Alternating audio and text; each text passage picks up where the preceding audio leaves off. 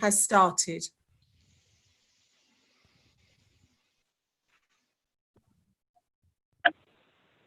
Thank you. I will go to each committee member to confirm that they can hear and be heard. This is a legal requirement for me to do so. So if you could verbally confirm that you are able to hear me, and I will confirm in response that I can hear you. Councillor Graham Andrews. I can hear you. Thank you. Councillor Paul Andrews. I can hear you, Chair.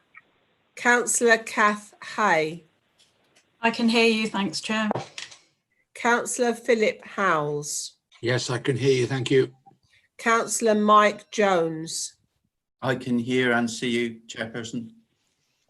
Councillor Diana Toynbee. Thank you, Chair. I can see you and hear you. And now moving to our education co-optees. Mr. Burbidge.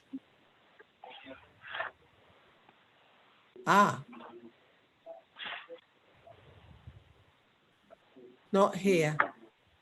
He was at the pre-meeting. I'll move on.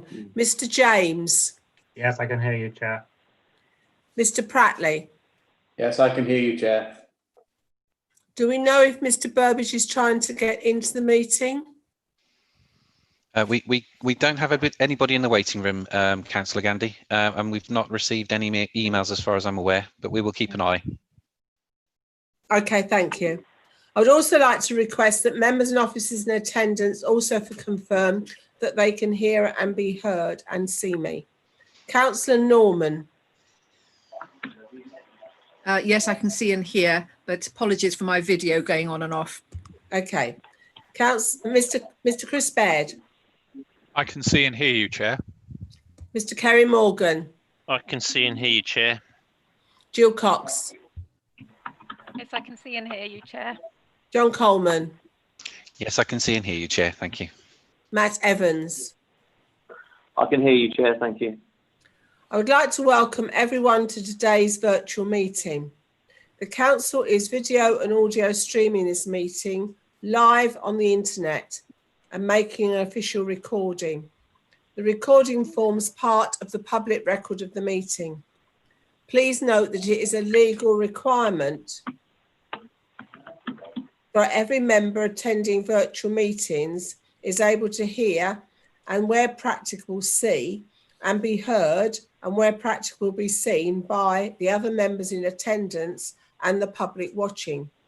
So I ask that you please have your audio switched on and also, if at all possible, have your video enabled. Virtual meetings are new to many of us, and there are some additional points for members of the committee and officers to be aware of. As part of our meeting etiquette and in line with our normal committee practices, all microphones apart from mine will be placed on mute at the start and during the meeting. I will run through the agenda in the customary way. When you wish to speak, please use the hand button against your name in the participants list, which should be on the right of your screen. I will then invite you to speak in order of the hands being raised. Please do not raise your physical hand, as I do not want to miss anyone who may wish to speak. Please ensure all mobile devices are switched off to prevent interference with the audio and video system. Item 1 of the agenda is apologies for absence. Matt, do I have any apologies from absence? No apologies, Chair. Number 2, name substitutes. Do we have any? Thank you. Number 3, declaration of interest. Do many members wish to declare any Schedule 1, Schedule 2 or other interests in any of today's agenda items? Could you please do this by raising your virtual hand, and I will then ask you to speak to notify the meeting which item you have an interest in and the nature of this interest. No. Item 4 is the minutes of the meeting held on the 2nd of June 2020. Are the minutes of the meeting on the 2nd of June 2020 to be approved? Clerk, is there an amendment to the minutes? Yes, Chair. Just to notify the committee, there has been a suggested change to the minutes, which is under paragraph 52, and reads as follows. It concerns the public question. The committee was advised that no supplementary question had been received. It is right to acknowledge that the public questioner had indicated a desire to ask a supplementary question. However, a supplementary question had not arrived at the time when supplementary questions were considered by the committee because of the late acceptance of the question. It is proposed that that is added to the minutes, and the minutes are approved subject to that addition. I propose that they be added to the minutes of the meeting of the 2nd of June. Do I have a seconder?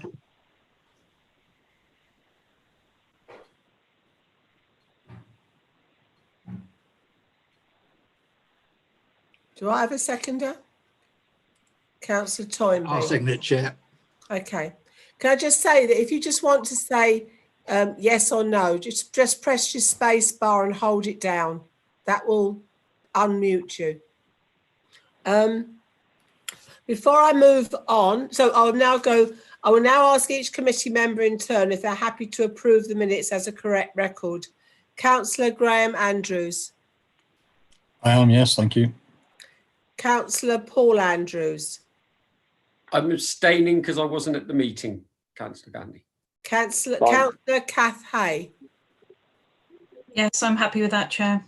Councillor Philip Howells. Yes, I'm happy to approve them. Councillor Mike Jones. I'm happy to approve them. Councillor Diana Toynbee. Yes, approve. Mr. James. Yes, happy to approve. Mr. Prattley. I was absent from the last meeting, so will abstain. And Mr. Burbage hasn't come back into the meeting. I approve the minutes also. Okay.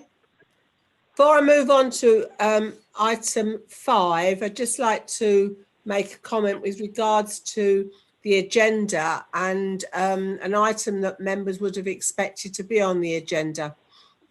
I'd like to sincerely apologise for the fact that the review of historic peer-on-peer abuse cases, which we chose not to consider at the last meeting due to the poor quality of the report, has once again been delayed. I did at the last meeting ask for this report to be brought to this meeting. However, due to officers being very involved with COVID-19 and the leader of the council wanting to be absolutely sure that the content and supporting information met his expectations, this has not been possible. This is very regrettable, but as you are aware, this review was commissioned by the leader and not scrutiny, and therefore the decision on when this report can be considered by scrutiny and placed in the public domain is his. I've been assured that this document will be available for consideration at our September meeting, and I am determined that it should not be delayed again. Can officers please confirm that what I have just said is a correct understanding? Thank you.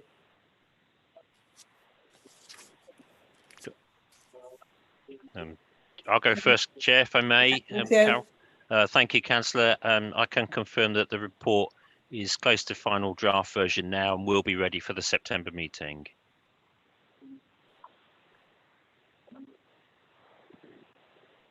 Can I just clarify that I was advised that it should not be brought before that date? That's right. Yeah. Thank you. Thanks. Yeah. Okay. Thank you. Thanks, Councillor. We now move then to item 5 on the agenda, which is questions from members of the public. And the first question, I believe, is from Mrs. Steele. Matt, Thank you, Chair. Yes, we've received a supplementary question from Mrs. Steele, and I'll read it now. My original question asked why the request was made by the chair of the committee that in the revised report into historic cases of peer-on-peer abuse, the report should distinguish between substantiated and not substantiated cases and between rape and sexual assault cases. The response given to my question does not attempt an explanation as to why the requests were made. I assume that the chair of the committee who made the requests now recognises how deeply inappropriate and unhelpful it was to ask for that information to be included in a report about safeguarding children after disclosures of sexual assault, given how many victims of all ages choose, for very good reasons, not to report an assault to the police or pursue a case through the current criminal courts. Can the monitoring officer's team now assure concerned members of the public that a post-meeting note can be inserted into the minutes in paragraph 53 in order to ensure that everyone who subsequently reads those minutes is reassured that the request that was made at the last meeting has been recognised by this council as deeply inappropriate and that the request has been formally withdrawn or rejected? Thank you, Mr. Chair. Thank you, Matt. With regards to the response that I made at the last meeting, the reason I did this was because, from my point of view, I felt it was important that we distinguish between substantiated and non-substantiated cases of rape and sexual assault cases, and not to distinguish between rape and sexual assault, but I was taking the two types of cases together. The reason I did this was because I do not believe that it would be correct for the local authority or for schools, having received guidance from the local authority, to treat substantiated cases of peer-on-peer abuse, i.e. cases which have supported evidence, whether it be by a witness account, violence on the part of the perpetrator, or in the case of the accused admitting to the offence, should be treated any differently with regards to the guidance to a case where the event has taken place and the issues that I've listed below do not actually appear. So there is no evidence other than one person's word against another. That happens in many cases, both peer-on-peer abuse, but in other situations as well. With regards to those that fall through the net with victims of children of all ages who for some reason choose not to report an assault to the police or pursue a case through the criminal courts, the issue regarding the criminal courts for me is irrelevant, because that comes under an unsubstantiated case, because presumably if it is one person's word against another, the courts, the police are likely to say, they may not, but they are likely to say that there is insufficient evidence, in which case it comes under unsubstantiated and should therefore be pursued in the same manner as the guidelines for substantiated cases. Similarly, with a case where the person has taken the view that they do not wish the case to be taken forward as a legal case, I'm taking the view that that case will have been brought to the attention of the school, who will have reported it to our MASH team, who in turn will provide the same evidence to the school, the same guidelines to the school, and therefore it will be treated in the same manner.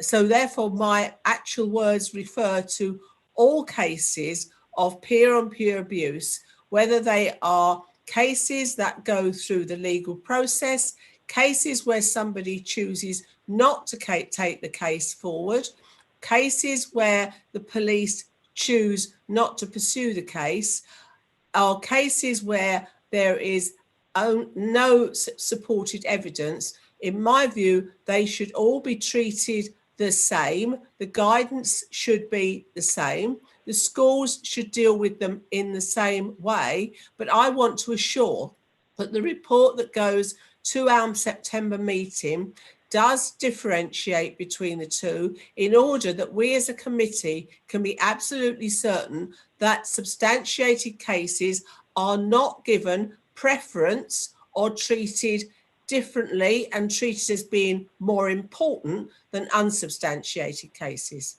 Thank you.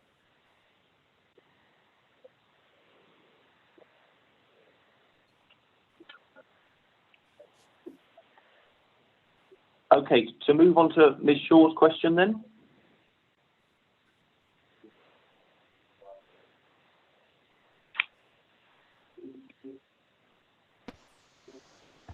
It's up on screen now, Matt. The long answer to my question intentionally or unintentionally misrepresents my question and fails to address the core point. The core point is the concern that, as a result of the flawed advice in the past, victims of sexual assault continue to be in school with their abuser. We do not know whether there are children who are still in this situation today. This was supposed to be the focus of the urgent review. Everything in the answer which refers to actions post-November 2019 is irrelevant and only serves to obscure the core concern.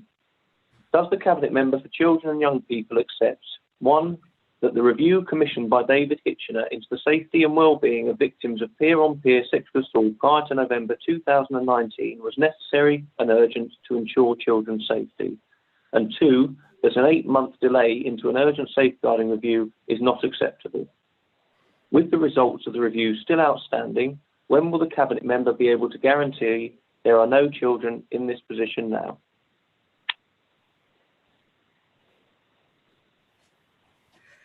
Right, thank you for this.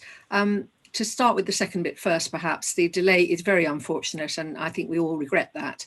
It hasn't been avoidable. There's been a great deal going on currently, which I think has led to that delay. And also we felt that it's really important to get this right, to address all aspects of this. And a number of views have been incorporated into this and in fact still are being, which is partly why there's been that delay as well. But I agree with you, it is unfortunate and the sooner we can bring this forward, the better. On the first bit, yes, I accept that this is a valuable report. What I've seen of it so far is going to be extremely helpful in aiding us in ensuring that children are safe and looked after in every possible way. With the results of the review still outstanding, when will a Cabinet Member be able to guarantee there are no children in this position? I think we are pretty confident that the practice that we now have in place, the advice to schools and the ongoing training and conferences and all the rest do mean that every school knows exactly how it should be responding and supporting children who are in the unfortunate position of having suffered peer-on-peer abuse.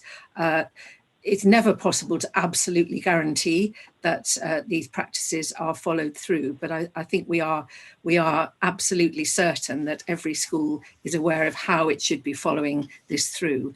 And I think that's what is important to us. We all care about these children's well-being and safety. We all feel very strongly when something goes wrong and these children are placed in this very tragic often situation, and we all want to do the very best for them that we can. Thank you.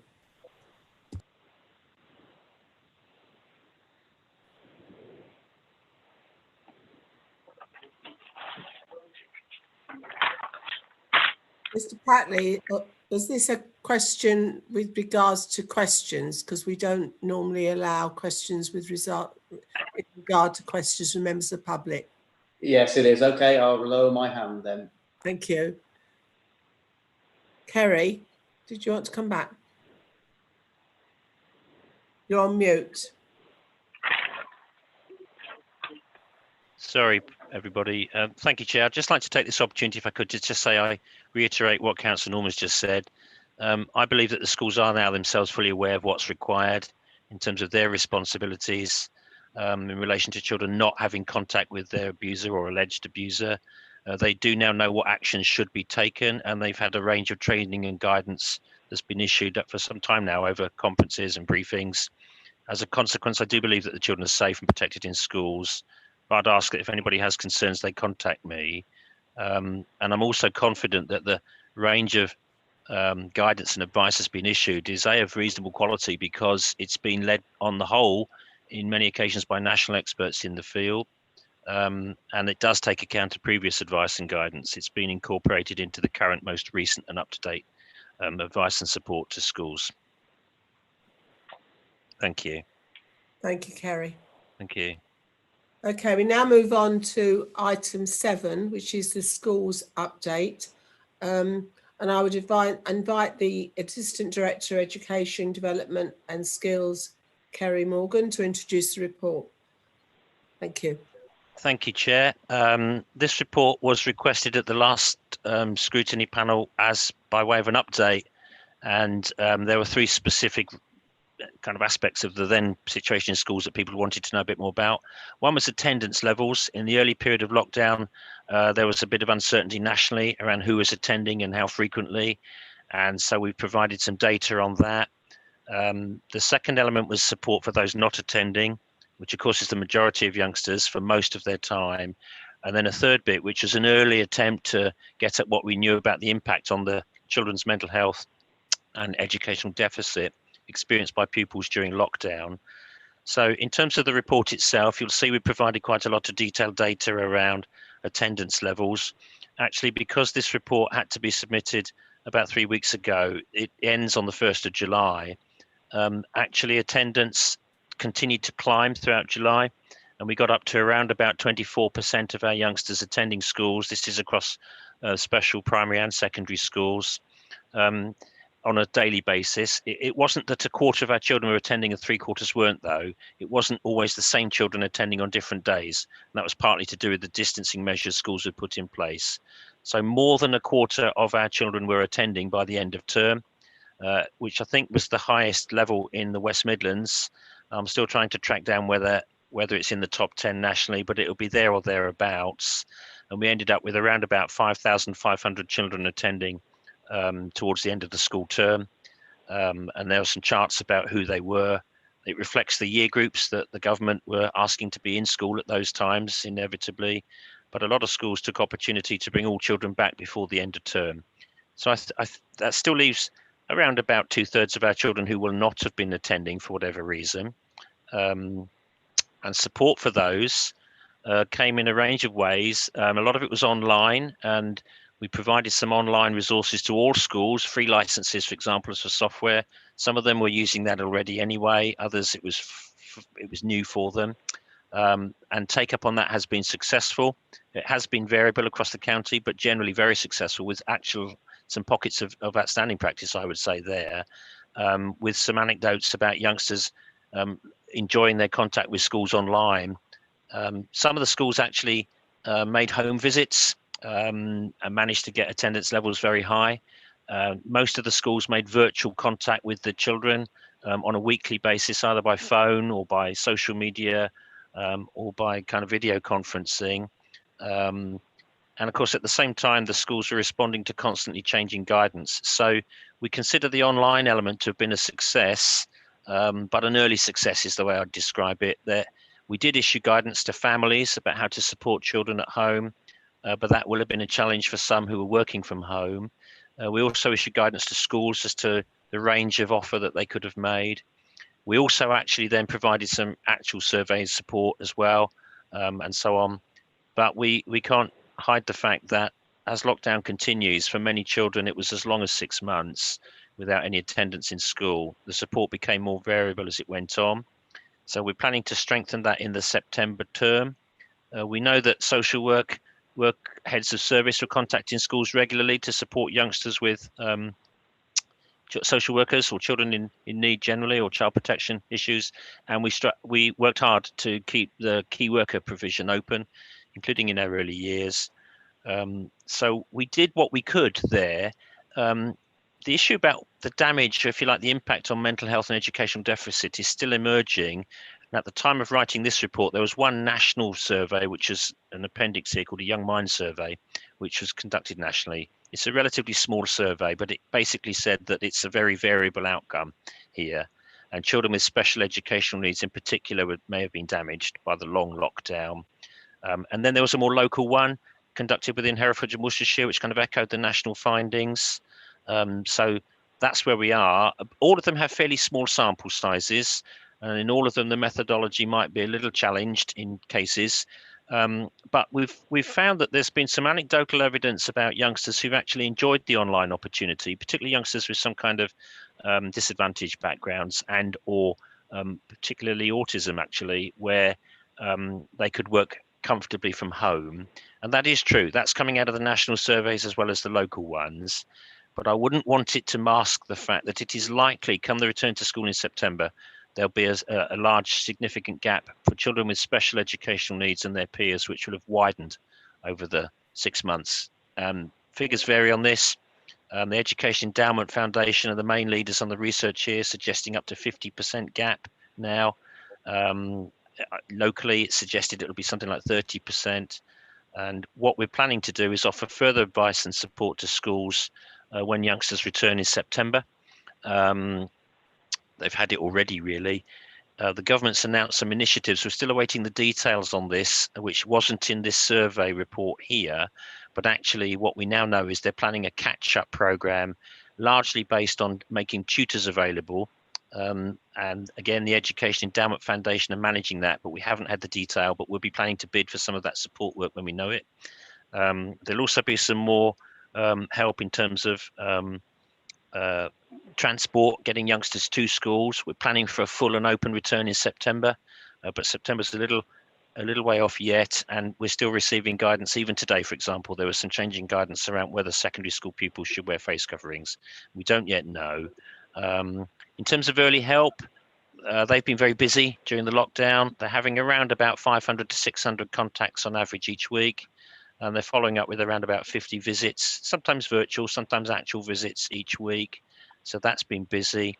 And then in terms of, because this is a very early schools update and the situation around us was changing so frequently, we put what next and some discussion points there. As I say, we're still awaiting the details of the national catch-up programme, but we do plan to engage in that. We've had a little bit of detail about what Ofsted will do next term, which is they will make school visits, but they won't write judgmental reports in the way they normally would.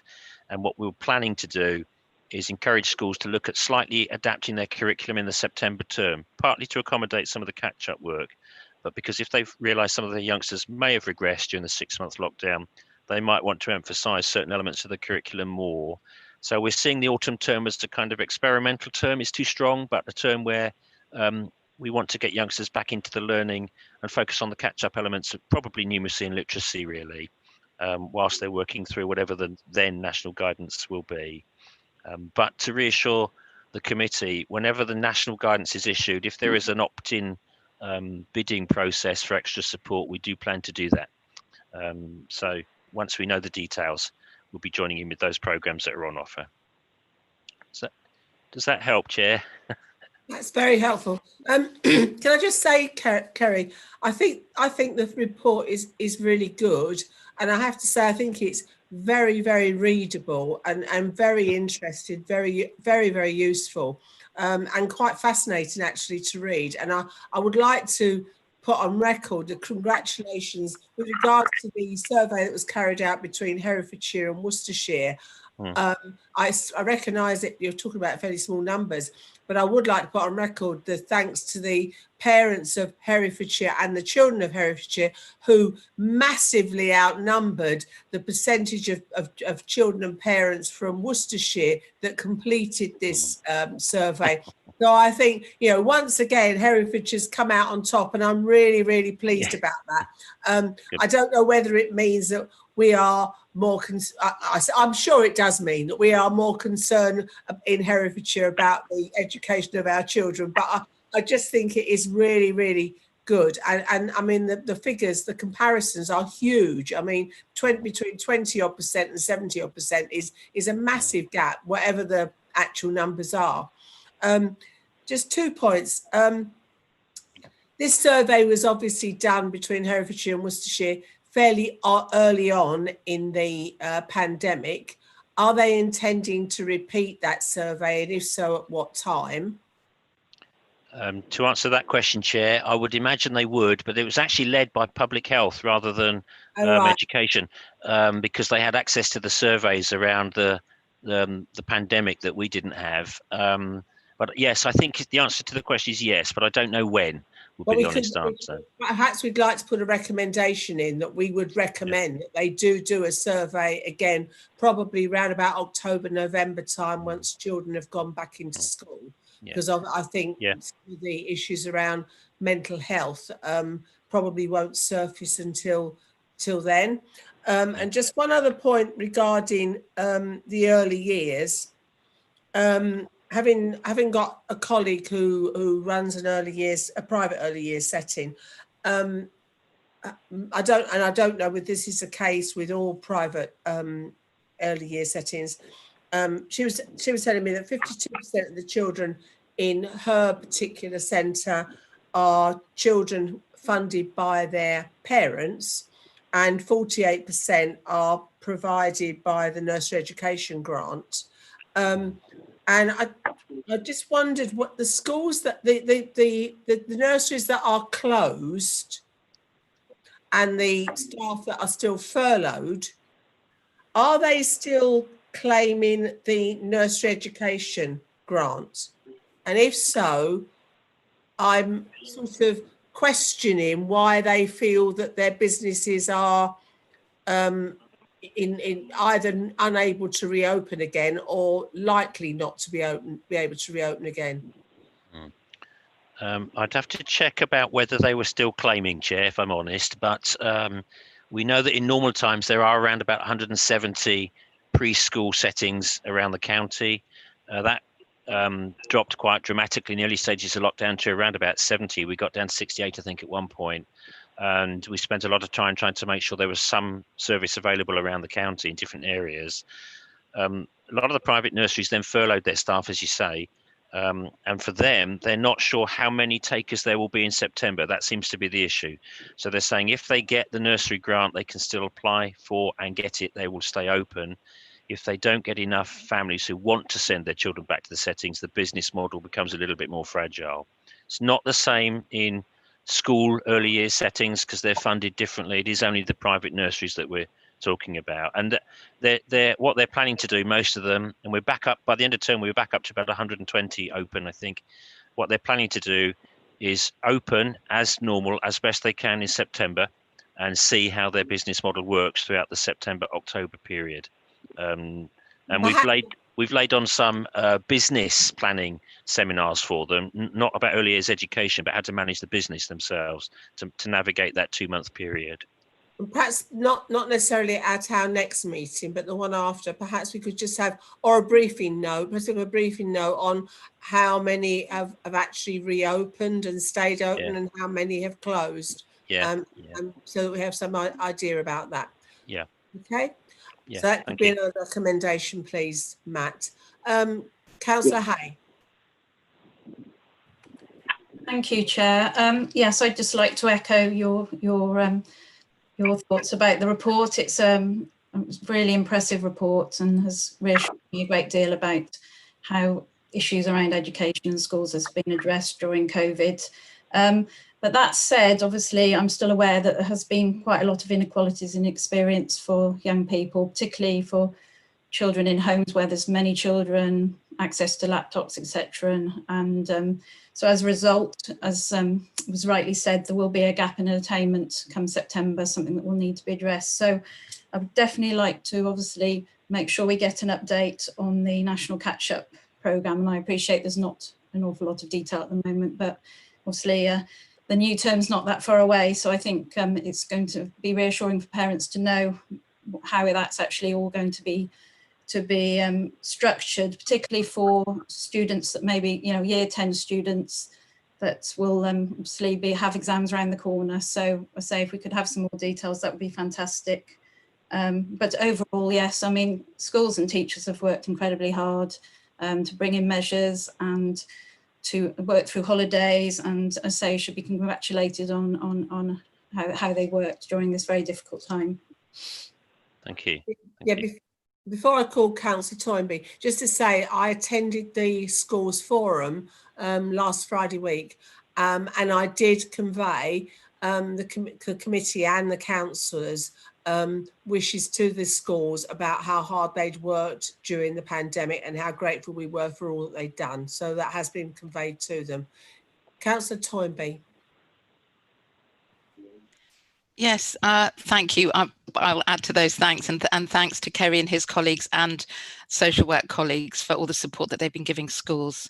over the crisis. And yes, I've been really impressed by the commitment of schools, their commitment, their care, their flexibility, their determination to keep in touch with pupils in the face of some extremely unhelpful, shall we say, statements from central government. It was really good to have the what next discussion points as well at the end of the report. And I hope that we'll continue to monitor all those points, plus the inequality that Councillor Hay raised, which is a huge concern for me. I've just got a question on the final point of the discussion points. When you're asking about looking at extending the curriculum variety and offer by keeping the blended learning model, it sounds as though blended learning might be here to stay to some extent. And so my question is, you know, to what extent does that involve us? Is it our decision, or, you know, is it up to individual schools? Thank you. Two points really. One is academies have the right to decide on their own curriculum, but the constraints around that are they do still have to pass through an Ofsted inspection every now and then, and they do still have the national testing system to work towards. So there are some limitations on it. So they can choose their own curriculum. It's a feature of the Ofsted framework at the moment, Councillor, which is they're supposed to be looking at a broader curriculum than was the case, say, 2 or 3 years ago, which they felt focused too much on preparation for tests in maths and English, bluntly. So we were part way through adapting the curriculum when the pandemic arrived. I agree with you that blended learning will be an element of the future for some time to come. We're expecting that during the autumn term, it's possible that there'll be occasional school lockdowns, local lockdowns, if the virus, so that will have to kick into place there, and we're planning for that now. The schools know about that. There are some courses that don't lend themselves to it, though, particularly post-16 courses. So that's a conversation yet to have with the colleges. The colleges have been very good at the blended learning, actually. They were set up for it almost before the pandemic arrived and have used it well. But we need a detailed conversation with them about some of the courses that are the practical element of post-16 apprenticeships, where an online model doesn't fit as well, and the balance of that. We still need to learn a bit about that, if I'm honest. We've given access to schools and colleges, so we've provided licenses to everybody, so they've got access to some things online without any doubt. Some of them choose to use a different route, and therein lies a kind of variation that happened anecdotally, accidentally, rather than was planned. Schools are using different kinds of online models now, so the actual curriculum model is probably not as systematic as it might be, but I'm told that Ofsted will be looking at that in the autumn term. And indeed, we had 2 seconded Ofsted inspectors to us who we commissioned to do a Herefordshire online survey, as you know, about that. And they came back with the view that it was generally going well. They were very complimentary about what our schools were doing. But they pointed out that because schools were choosing different softwares, there was a variation in what offer the youngsters had. Some, to be blunt, some were drier than others, and others were a bit more engaging than others. So we probably need to look at that in a bit more detail in the autumn term, I would suggest. Does that help? Chris. Thank you, Chair. A couple of points for me, and I suppose picking up on Councillor Toynbee's question, all schools are expected to follow the government's lead on attendance. So that's the other part of it, I think, that, you know, is worth just mentioning, that the expectation is from national government that pupils will physically attend school. So what Kerry talks about of the work, you know, on the blended curriculum, and we've seen some of the benefits for it with some courses and some students, but fundamentally the national approach is children should be enabled to attend and physically attend school, and all the benefits overall that brings. But that's the national position that we're working to in September, and there's some guidance for children with families with shielded you know, individuals and the like. So we've got work that we're still doing over this holiday period to prepare for opening, and working with public health and a range of services to support schools, bearing in mind that things still change on a day-by-day basis, don't they? You know, the issues with Spain are an illustration of that. We're very mindful that the pandemic continues and all the expectations around that. There's not been a lot of fundamental change since schools broke up at the end of the school holidays last week. In terms of surveying the views of children and young people, I thought Scrutiny would just like to know that we are planning an in-depth survey from the Children and Young People's Partnership to go out in January, covering a whole range of matters for children and young people in their lives in Herefordshire, and a key part of that will be around emotional well-being and mental health. So, Chair, it will pick up, further reflections on how children and young people are feeling and the support they're getting, and those kind of aspects. And I'd also thank you all for the tributes you played to schools and early years settings and colleges, and to council staff and others. People have worked really well together and tremendously hard, and continue to do so, and we are running, as I say, further planning sessions, both directly in relation to schools but also in relation to services for vulnerable children, to see how we're preparing and progressing our services, but what we can do together, and particularly focusing on some vulnerable groups as well. Right, thank you. Before I call Sam, just to say that with regards to CAMS, CAMS is already on our work programme as something we want to look at. We recognise that before the pandemic, the waiting list for CAMS referrals was quite long, and it will obviously now probably get longer. And so what I'm proposing is, when we look at the work programme in September or October after the AGM, when we've got the new committees, that we might actually want to consider looking at CAMS sooner rather than later, and get some understanding of what some of the issues and challenges that they're dealing with. Okay. Sam, would you like to comment with regards to your experience with regards to school that you're involved with? Yeah, certainly. So there's 78 church schools within the diocese. And to be honest, the report, Kerry, almost mirrored how I think we'd have written it. Very high levels of attendance, brilliant effort from head teachers, and bearing in mind that some of the schools had only just recovered from being flooded. So there was some significant work that had been done. And then having to cope with constantly changing information, trying to schedule, getting lots of very small schools. So space was a physical problem. So a brilliant effort, and it's no wonder that many of our teachers are absolutely exhausted and have gone off for a very well-deserved holiday. One thing I did pick up in the report, you mentioned that Fridays were a day where attendance was particularly low. We certainly found that some schools were choosing to close on a Friday, which in the early stages was appropriate, but somehow the sort of being a bit more dynamic and changing as the pandemic sort of continued didn't seem to happen particularly well in some schools. And I wonder whether there's more we can do collectively to try and encourage consistency, because you're ending up with a bit of a postcode lottery as to how much your particular child is in school, depending on the particular head teacher or governors. And then looking forward to September, it'd be interesting to know whether that continues again. If we do start having local lockdown, I think we need to be a little bit more insistent. It was difficult at the time because information kept changing, but we really need as many children as possible back in school. And any school that's struggling to do that, we need to know that they're struggling in order to help. So yeah, just a question on how can we be a little bit more consistent. And then just to pick up that the surveys on mental health are really, really valuable. But I would like to know, what are we going to do about it? Whether that's the CAMS report that Chair has just mentioned, but it's all very well knowing what people think. It would be nice to know what we're going to do about it. Thank you. Do you want to respond, Kerry? Yeah, just on the Friday one, thank you, Sam. Just on the Friday issue, that was a national issue, actually. And when you look into it in some detail, some schools planned for the Friday for preparation work for online and stuff like that. Actually, one of the main reasons was because they were halving the class sizes in primary schools. So they were having, and it works out like an even number then, half of a year group in on Monday and Tuesday and the other half Wednesday, Thursday. That was behind some of the closures on the Fridays. But I take your bigger points, two of them, that are, we do need to work hard in the September so it doesn't become a kind of optional extra.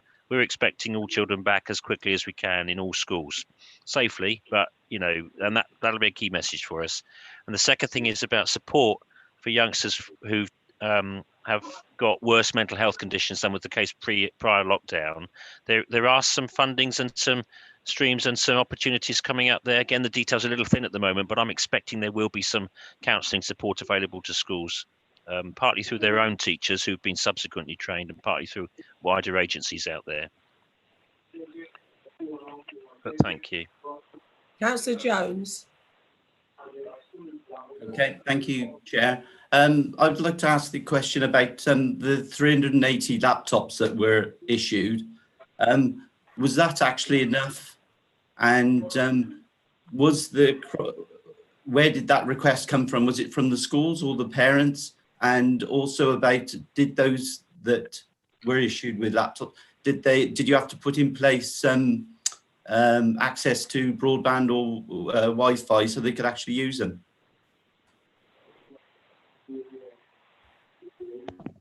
Thank you, Councillor. To answer your question about the laptops, the number was actually given to us by the Department for Education from a previous survey that they conducted in the January of each year.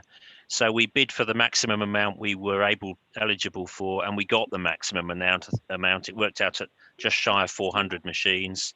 There were some dongles allocated, a small number, I have to say, about 20 from memory, to give broadband access. It wasn't enough, would be my view. And the schools were reporting that there are a lot of newly impoverished families who could have done with this equipment, but we weren't able to bid for those. Schools and academy chains then actually provided some of them of their own. And 1 or 2 schools had done it just before the offer came through. Some of the laptops, in all honesty, arrived a little late in the term, which was a shame because they were very welcome actually, but they were all distributed before the end of term. The actual provision of the laptops was a much bigger effort than having to provide broadband. It seemed to be that the broadband was available, albeit in some communities a little slow. What the schools came back to us with, though, was they found that often there would be 1 laptop in a family household, which meant 2, 3, 4 children could be waiting their turn on the laptop. That wasn't covered in the national offer, but we have done a survey ourselves since, because the schools were saying to us, we need more of this equipment, and we're going to look at that again in the autumn term. Does that answer your question? Yeah, thank you. Thanks. Councillor Norman. Thank you, Chair, and apologies for I don't seem to be able to get my video working, so having to do without. So thank you very much for the comments. It's very good to hear the appreciative comments about the report itself, and also about our schools and our staff and the way they've responded to the COVID situation, and the very hard work and commitment that we've had from everybody as far as that goes. It's been hugely impressive, and as we've heard, pretty exhausting as well. So I think they're all on the whole enjoying a bit of a break, although of course a lot of preparation for September is still required. I wanted to just briefly touch on an issue that came up. I think both Chris and Kerry mentioned it, and this was in reference to the Children's Commissioner for England, who released a report recently, Teenagers Falling Through the Gaps, and some of you will have seen mention of it in the Hereford Times, and referencing the local situation. And of course, like everywhere else, we do have this issue, and it is extremely concerning. And I just wanted to let you know that it is something we're aware of, concerned about, working to address. And clearly the well-being of young people is our priority, and we're working with partners to look at where the gaps are, what we can do about that. Chris may have a little bit more to say on that, but it was just to reference that and to say that we are releasing a statement really covering our response to that. It's not something that that we see as national. It's very much our business, and we will be looking at how we can actually address that. And again, it is a very serious situation. We don't know what the future brings, but we do need to anticipate the concerns that there are out in the community, and just really to make it clear that we do share that and are looking at every way in which we can address that. So Chris might want to add briefly to that, but wanted to bring that to your attention and make sure you knew that we are looking at that. Councillor Howes. Yeah, thank you, Chair. A question for Kerry. I was particularly interested, Kerry, in the information on the services that people used before COVID and since. So on 41, there's a chart there, which I think I've interpreted correctly, with something like 9% of respondents had previously been using mental health services, but they either were different or not available during COVID. And I think that's a really important thing for us to understand. And it seemed to be strange, if my interpretation is correct, that more people in Worcestershire, for example, experience a different form or a different delivery of services, and yet we got a low response. If that's the correct interpretation, is there anything more we can draw from that, do you think, that we should note about the effect of COVID on mental health services?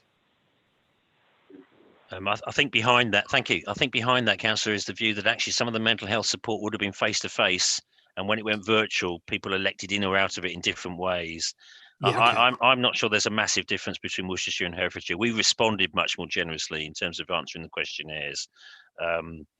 So we've done well there as a county, but that's behind my comment about the methodology of some of the surveys might be a little bit suspect, because I think it was more, it was an online survey in many cases, or a phone survey. Herefordshire had a good response rate, so I'm pretty confident our data is accurate. I'm less confident that Worcestershire's data might be, if that makes sense, because the respondents rates were so low. I'd have to look again, though, at what people were saying, because part of the survey was about the views of students, for example, and children. They surveyed families as well, but separately. I'd have to look again as to why people felt that the online or the mental health support offer had changed.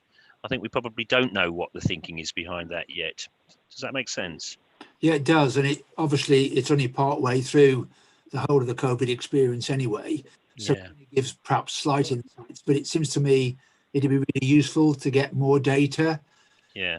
Because we want to know how badly the services were affected and how much that impact on the services we've got to provide for the people who may have their mental health have worsened potentially as a result of being, under COVID. So that's quite interesting to me, and there's not enough data to know, but it'd be good to look at that further, I think. It would, and that's partly why I mentioned the early help service, because they were busier during the COVID lockdown. We're assuming that there's a kind of spike coming at some point during the September term, but we don't yet know.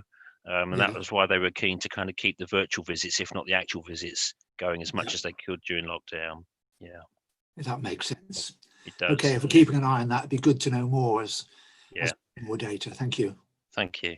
I think the interesting thing, really, going back to what Philip was saying, really, is the fact that, apart from the fact that most of the young people with mental health issues found actually telephone communication was not very helpful to them. And also the fact that although they didn't find reading very helpful, but gaming they did, and that's a generational thing, I think, probably, but they didn't find social media very helpful because it was quite sort of making them anxious. But they also found these daily news briefings also made them feel anxious.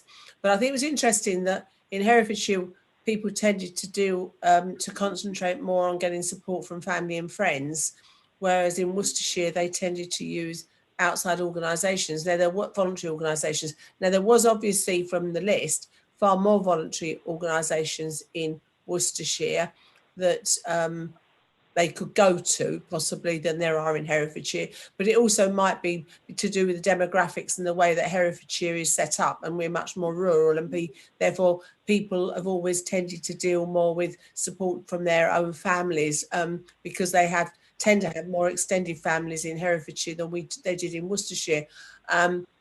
I can only go by the data that was related to Redditch, which I know about very, very well.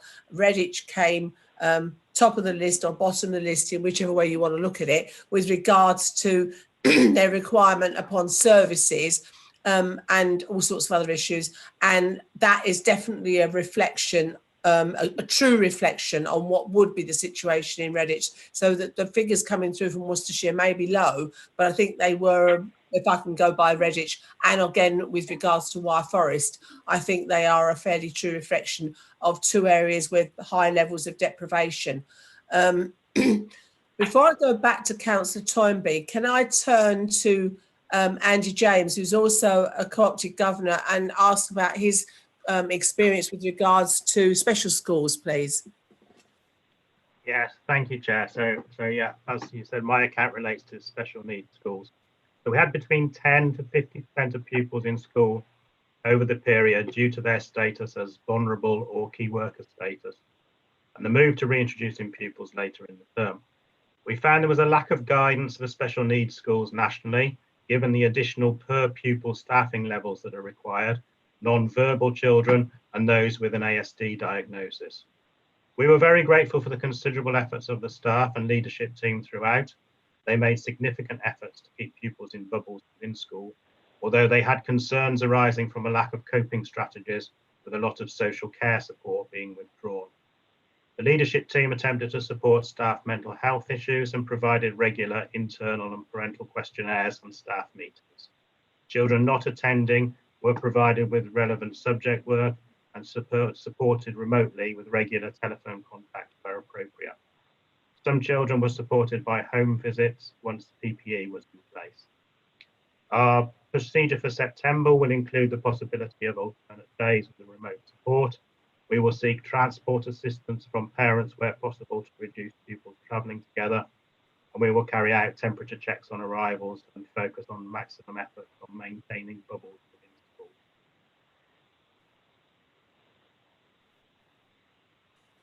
Thank you. You got all that, did you, Kerry? Yeah, I got all that, Councillor. Thank you. And actually, I thank Andy for those comments. We set in place a weekly telephone call with the head teachers of the 3 multiple disability special schools. There was a lot of anxiety around the level of PPE in the early days of the lockdown, which we were able to help them with. I think we got that quite quickly in the end, actually. They were trying to all respond as a cohesive group, if that makes sense. So the message went out from all three of the special schools. Actually, in the end, because they were responding to individual family requests as much as anything of individual family concerns, they're going to start the term slightly differently. One of the 3 specials is going to stagger the start for safety reasons in the first week, whereas the other 2 are going to try and open main. But that'll only last a week or 2, I think. And that seems sensible to me because they were responding to the family's wishes and they'd done the consultations. So I think that worked quite well in the end. Thank you. Councillor Toynbee. Yes, thank you. I'm just coming back to mental health because it's been a thread running through every item on the agenda, and also several members of the committee have mentioned it this afternoon. I realise that we haven't got onto item 8 yet, but that also mentions a mental health pathway for our care experienced children. So as Sam said, we've got loads and loads of data about children and how they feel and what services they're being provided with. And I think we need to focus on what we should be doing about it. Councillor Gandy, as you said, CAMS is on our work programme, so I'm just asking if we can bring it forward. Can I propose this as a recommendation? Maybe, I don't know, to include a review of existing school pastoral support. We haven't got school pastoral support on our work programme, but maybe we could add school pastoral support, have a review of that, and also request, for example, a mental health pathway for our care experienced children, something like that. I think that's a good idea, Councillor Toynbee. Yeah. I mean, I just this is something I just witnessed, and I'm hoping it's not something that will continue. But my husband and I went to an attraction which does tend to attract young children, and I was surprised but quite alarmed actually that quite small children, when they came within 10 or 12 foot of another person who was not in their family, literally were terrified and ran away at great speed, as though because they'd had it drummed into them about social distancing. And it has literally made them almost paranoid about it. And I was expecting young children to be running around all over the place near where I was, and it was exactly the opposite. And I thought, gosh, you know, we are encouraging young children and all people to socially distance, but for young children, actually, that is causing quite stressful situations, as it is, I think, from the surveys that you did with teenagers, that it's all about being, you know, the news is all about frightening things that are frightening, really. And I just think we are building up a situation which could sort of be very difficult in the years to come. Chris. Thank you, Chair. If I just pick up Councillor Norman's point about vulnerable children and you know, the increased challenges and vulnerabilities around that, including education, training and employment. That is something we're mindful of, as Councillor Norman says, locally. Kerry's working with colleagues to put together an approach to support children in relation to education, training and employment, but it obviously is much bigger than Children's Directorate. You know, I think it's something that as a whole council we need to be focusing on as part of addressing the economic situation where we can. For those of you that will take part in our performance challenge session tomorrow, it would be good to celebrate with you the fact that our education, training and employment figures for our looked after children and those with care experience has improved again this month and is now above national and statistical neighbours. So that's really good to see, you know, that during this period for those children, young people, that has improved. But the challenges, I think, will be enormous in terms of opportunities and you know, moving into adulthood and employment for vulnerable children and children in general. You know, when you look at some of the information about those numbers that are now you know, claiming benefits and unemployment figures locally as well as nationally, it will be hugely challenging. So, you know, we are mindful of that and we'll need to be working very effectively with a whole range of partners on that. In terms of mental health, if I may, Chair, it was interesting in that survey to see the graphs about how worried respondents were to a range of things, lack of exercise, but also lack of access to mental health support. And there were quite high percentages, I think 80-odd%, where they were saying not at all worried and not particularly worried about lack of access. So I thought that was interesting, given the issues that we all recognise are taking place. So there's more work to be done, isn't there, to understand that.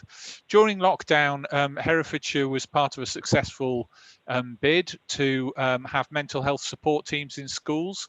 So that was pleasing. And I think if we can get a briefing note to scrutiny about that in terms of what it will involve, that'll help you understand that a bit more. Les Knight was part of that that process, and it basically has mental health support working in one school, but then working out with other schools as well.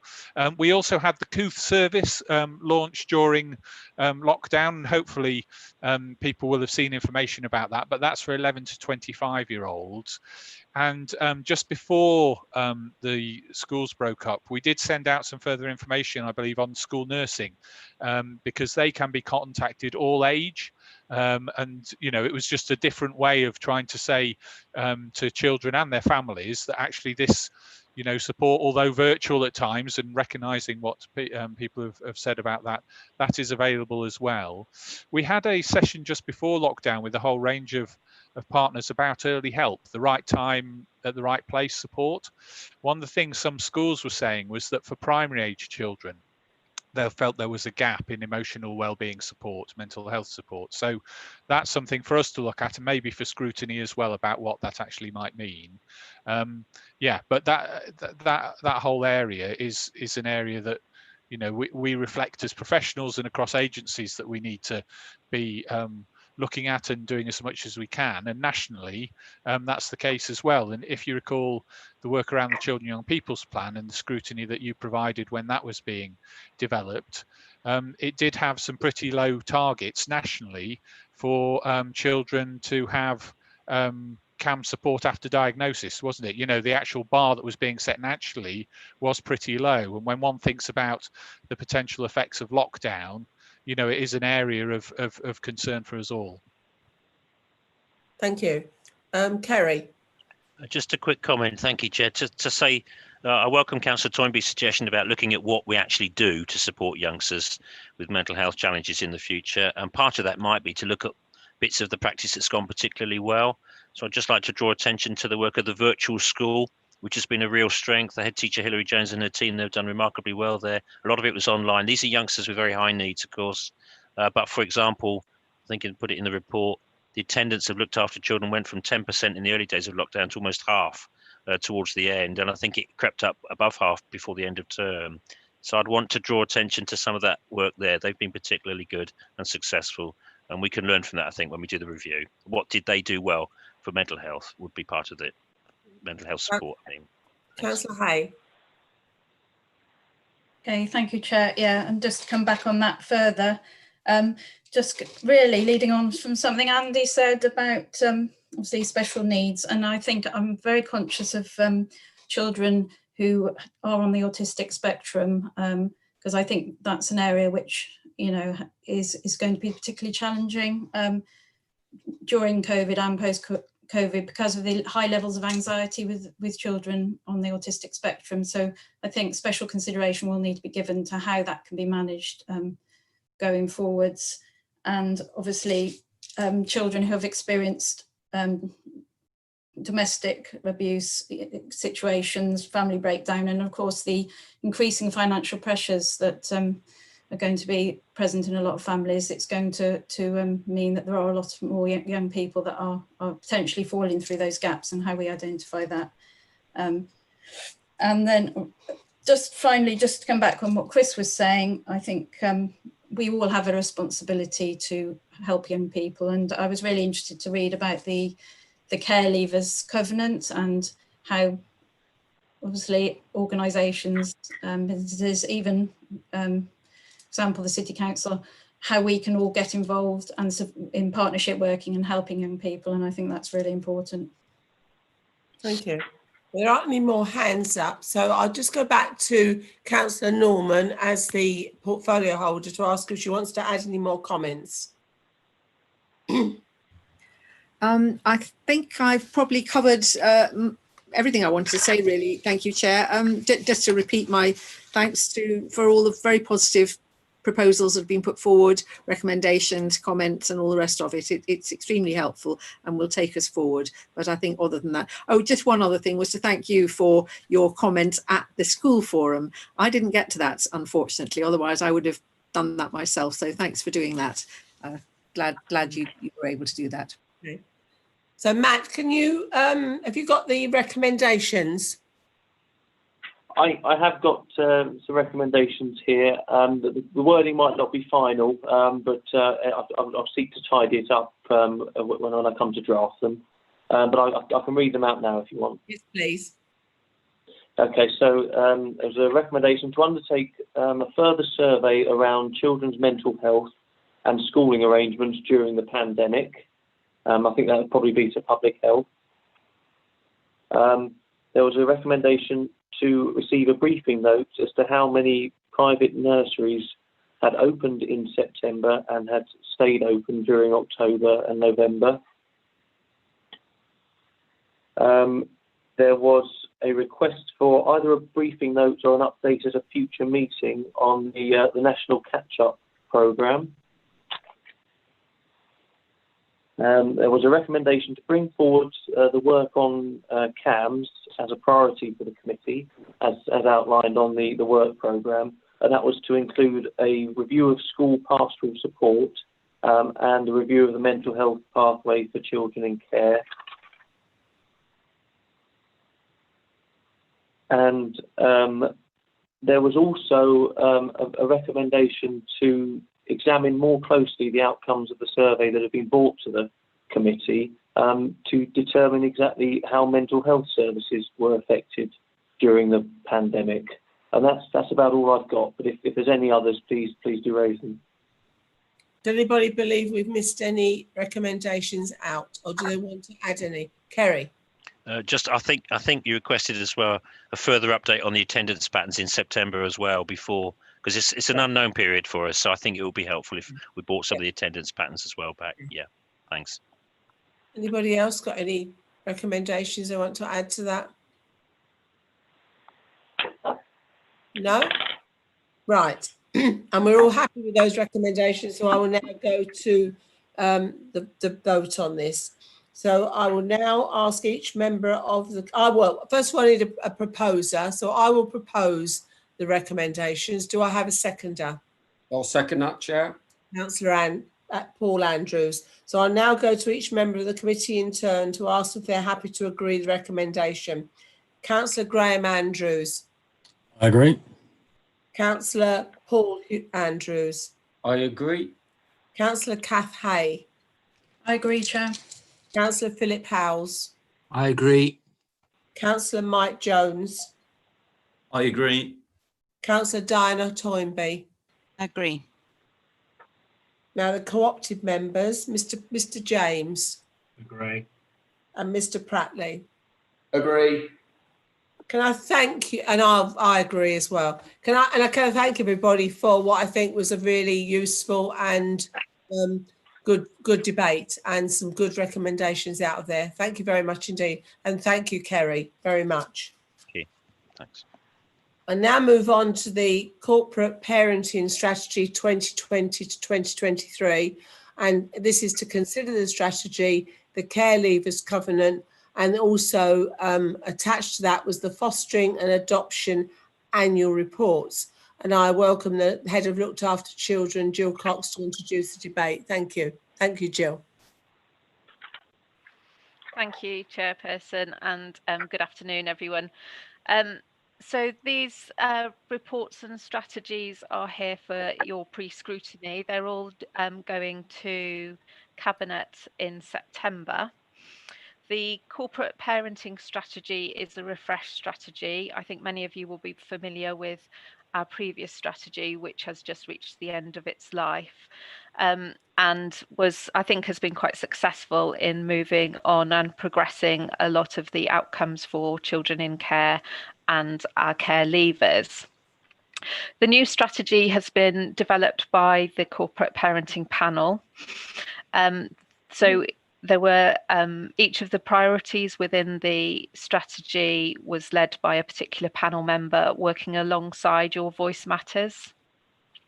So I think I was really pleased that that happened within this strategy, and young people were very much a part of developing this.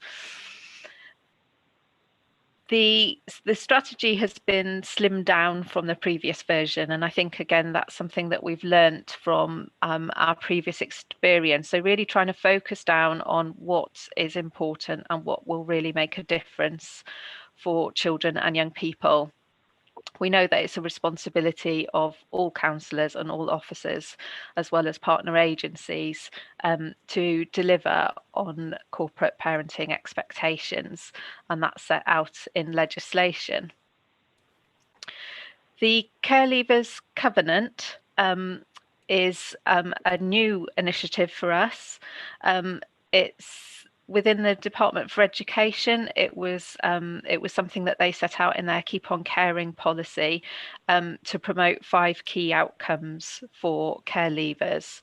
Herefordshire has been identified as a trailblazer local authority, and so I think it's really important that we set lead by example, because what we really want to be able to do with the Care Leavers Covenant is work with local businesses, with partner agencies, with the third sector to sign up to their own Care Leavers Covenants, to say what more that they can do to support young people to establish themselves as adults in it, and to live successfully. So it's really important that as a council we lead the way on that.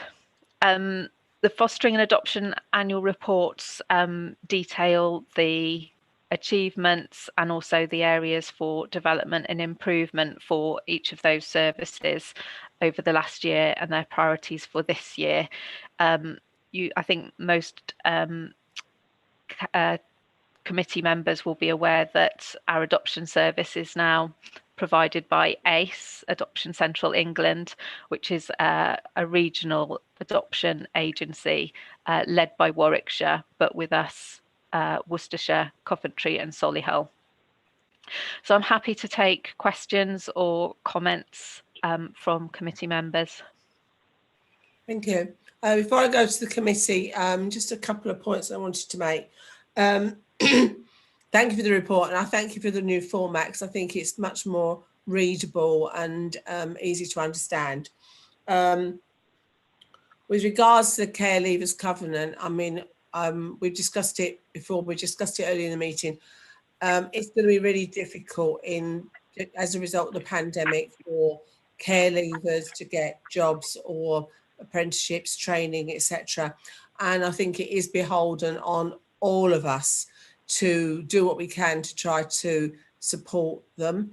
And certainly our partner organisations such as Halo, Hoople and Balfour Beatty, I think must sign up to this as well. I don't think we can not get them to sign up. But I think we also, like we would do with things to do with equal opportunities and all other things we do, our contractors, we should, certainly our large contractors that we deal with, which are dealing with large infrastructure projects in Herefordshire, we should be looking at them to sign up to this as well, because this is the only way. I mean, we have to understand that as corporate parents, these are our children and we are basically their parents, and we would be doing this for our own individual children, and we should be looking to do this for the role we play as corporate parents. I believe, but Felicity may tell me otherwise, that we're still looking for a 16 plus counsellor to challenge, to keep an eye on, looked up, champion our 16 plus young people. And if we have got one, I'd be interested to know who that is. But if we haven't, I think we just need to find someone within the council who really has an enthusiasm for taking this on board. With regards to, and I think I was also really impressed when I went to the corporate parenting board meeting with regards to the two young care leavers who represent the Young Lives Matters, and I think they were really very articulate and really good at explaining some of the issues that they have to deal with on a day-to-day basis. There was a question I just wanted to ask about the regarding the school performance Key Stage 1 to Key Stage 4, and looking particularly at 2019 at what appears to be a very low performance across the board, really, and why that was. When I looked at the fostering papers and the adoption papers, I just wondered what the implications were for us with the reduction of HIPS providers, and I am concerned about the fact that we in the last plan we were looking at improving retention of foster carers by giving a better offer, and I know COVID has caught up with us now, but we probably should have done that before COVID came along, and now we're not looking at it probably until the latter end of the year, and yet we are short foster carers. And also our sleepover providers seems to be well down. There's also an issue about communication, and I know from talking to foster carers who work for Herefordshire Council Direct, that was an issue they raised with me. And I was pleased to say, well, the report doesn't say it, but I know since then that as a result of the pandemic, we've been able to get to grips with the life story books. And I would hope to see that going forward, whatever happens in the future, that we can keep on top of that. So they're my questions, really. All right, thank you. Did you want to answer any of those?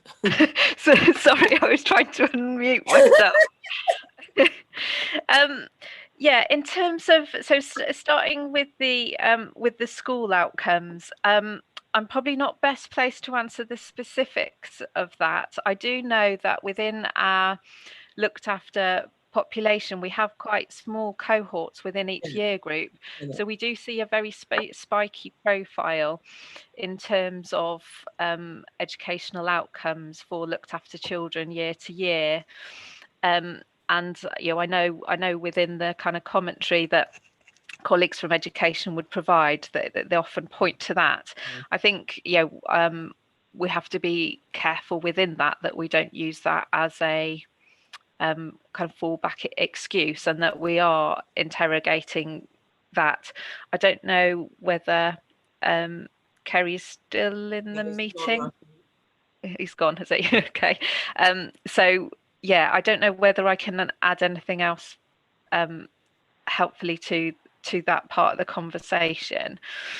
In terms of your other question, so in terms of HIPS providers, you're right, as you say in the report, that we've seen a reduction in the number of approved HIPS carers through the last year, and it was an objective of ours to increase those. We have really struggled to attract new carers to that scheme. The carers that we did have, for a combination of reasons, I think we've identified that that those carers do burn out, that they have a kind of lifespan, because the children that they're caring for, it is very intense, and the support they're providing and receiving from HIPS is quite intense to sustain.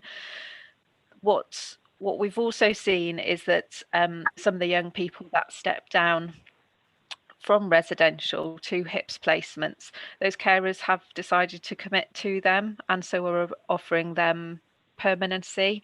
So in my view, that is success, because we're providing stability for those young people, and it's really great that the carers want to commit to them.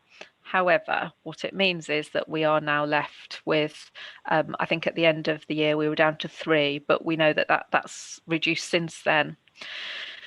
So we have been looking at what further we can do to attract carers, and we've just agreed last week to try a different approach to this. So as well as trying to attract new HIPS carers, which we will continue to do, we're also going to offer HIPS placements. So that would be for our existing approved carers to offer a placement for a young person that is in residential. So I think one of potentially the reasons that foster carers are put off from being a HIPS carer is they're feeling that they will get little choice about which child or young person is placed with them. It's not quite that simple. There would always be some negotiation and discussion about who they could best match their needs, but I think that's the perception. So we have we've identified 16 children and young people that are in residential currently that we would ideally choose to be in a fostering family. So what we're going to say to carers is, if you think you could do this and work with HIPS, then talk to us and we'll talk to you about the profile of the children and young people we want to set down from residential, and we can see if any of those are a good match for you and your family. And if not one of these children, then another child or young person in the coming weeks. So that's our plan. We've agreed that we will support that with the same allowance that HIPS carers receive. They will receive what we call wraparound support from HIPS, so the same kind of support package. And we're hopeful that will broaden out the opportunities for us to be able to step children and young people down from residential. In terms of the retention of foster carers, as you rightly say, that's been a priority over the last couple of years. So we were able to, one of the things that we were successful at doing, and I think was really important as part of our retention strategy, was increasing investment into training. Although the kind of financial support that we offer to foster carers is an important part of how we support them, it's certainly not the only part, and we know that from surveys and feedback from foster carers, not only locally but on a national basis. And one of the really important parts that they look for is an interesting, a diverse and adaptable training programme. So we had an additional investment of, I think it was £11,000. That's enabled us to purchase a online training package, which is specifically for foster carers.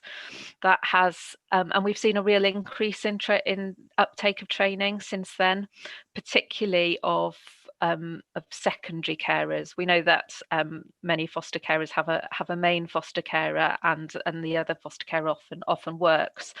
So they're the carer that often struggles to attend training. That's also opened up a whole. There's hundreds of training courses available through this. So that's absolutely come into its own through COVID. Because our face-to-face training offer has had to be paused. But we've seen a real increase in the amount of training being completed. Alongside that online training offer, we're also looking at how we can develop more bespoke face-to-face training, and increasingly how we can deliver that over WebEx or video calls. And we've been able to do that with our preparation courses. Those have continued to be delivered during COVID. And actually, we've had some quite good feedback about that. You're right to point out the need to develop or to increase our allowances. And that's been quite a large piece of work. So it was started during last financial year. We now have some draft proposals just being finalised, and so those will be coming forward in the next couple of months. So we need to do some formal consultation with our foster carers, but what we've been able to identify is that what we pay our foster carers is in two separate parts. We pay an age-related allowance, which is the minimum amount is set by the Department for Education, and then we pay a fee basis, and we pay different levels of fees dependent on the skill and experience of those carers, and that's in line with what a lot of other local authorities and some of the independent fostering agencies do. So what we can see is that our fee element has fallen behind what some other local authorities are paying. So we need to address that, and as I say, there'll be some proposals coming forward now in the next couple of months, and those would need a cabinet decision. In terms of the sleepover scheme, we have lost, I think it was 5 carers during the last year, and that is related to, I think, some of those carers who came forward actually only lasted quite a short period of time, and that's been for a range of reasons. There were 1 or 2 who actually moved into our main fostering pool, so that's positive. There were others who decided it wasn't right for their family. That scheme has suffered from not having a coordinator in post for much of last financial year. That post was vacant when the post holder was promoted to another post on an interim basis initially, and we can see the impact for that scheme. So that's an absolute priority now. That post is now filled. It's been filled since February, March this year, and it's an absolute priority now to promote that scheme and to get some new carers in. In terms of communication, I think that has really been impacted by quite a turnover of staff in our fostering service, which is quite unusual. It has been one of the teams that is been most stable within the directorate. Again, in most cases, that's been quite positive. So we've had members of staff that have been promoted. We've had members of staff, there's a couple who are off on maternity leave. And so, it's not that there's droves of social workers choosing to leave the team, but for a variety of reasons, there has been a turnover. We know that relationships are incredibly important to our foster carers and having a consistent social worker for themselves is really important. And unfortunately, because of that turnover staff, we've had to reallocate a lot of foster carers, and for some foster carers they've had several changes. We did have some agency workers in for a time, and so again that was several changes of worker, and inevitably that has impacted on communication and ensuring that all foster carers get the same messages and the same level of support that we would expect. We're now in a better position. Apart from the staff that are on maternity leave, we're now at a point where we're fully staffed again with permanent staff members. And so that is an improving picture. We've also identified that where we do have to have temporary workers, it's incredibly important that new foster carers have a permanent member of staff so that they have a really good start and a really good induction. And that's something that we're focusing on, and ensuring that they're allocated a family support worker right at the start to take them through the induction programme so that they get that really clear start. In terms of life storybooks and later life letters, you're right that we did have a significant backlog. That is almost clear, and we're almost in a position where there are no children who are adopted who are waiting for that work, and most of the children who are already placed for adoption have already had that work completed. As you rightly point out, it's now upon us to ensure that that position is not lost. We've now got a system in place to be able to track all of those children when that work is completed, and to ensure that we don't go back into a situation where a backlog develops again.